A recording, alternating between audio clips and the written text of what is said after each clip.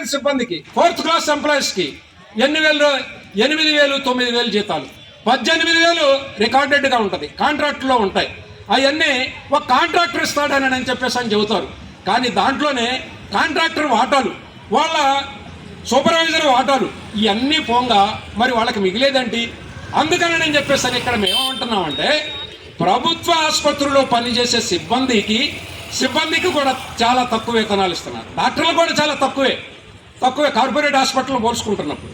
అందుకని ప్రభుత్వ వైద్యశాలలో ప్రభుత్వ వైద్యాన్ని ప్రభుత్వం సక్రమంగా చూస్తే ప్రజలు వికసిస్తారు, ప్రజల అనారోగ్య పరిస్థితుల నుండి బయటపడతారు, ఒక శక్తివంతమైన మానవ సమూహాలు ఏర్పడతాయి.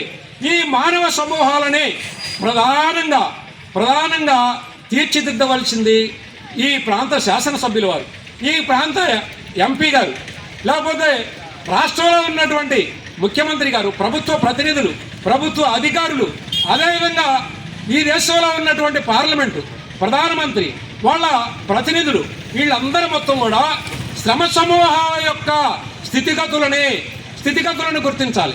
శ్రమ సమూహాల యొక్క స్థితిగతులను గుర్తించడం అంటే మేము పిల్లలుగా ఉన్నప్పుడు, మేము యువకులుగా ఉన్నప్పుడు మలేరియా డాక్టర్లు ఎల్లమ్మట వచ్చేవాళ్ళు.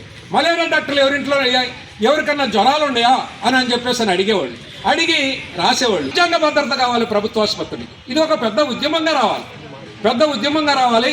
ఈ సమస్యని త్వరగా పరిష్కరించే వైపుగా, అసెంబ్లీలో ప్రభుత్వ ఆసుపత్రుల మీద చర్చించే వైపుగా ఎమ్మెల్యే గారు బాధ్యత తీసుకోవాలి. ఆ బాధ్యత తీసుకుంటేనే ప్రజలు మనుగడ సాధ్యమైంది. ఇకపోతే బాపట్లలో వైద్య కళాశాల, ఈ వైద్య కళాశాల అని చెప్పేసి అన్నది ఒక పెద్ద చర్చ. ఈ ప్రైవేట్ పరం చేస్తున్నారు, ప్రభుత్వమే నడపాలని అంటున్నారు. అందుకని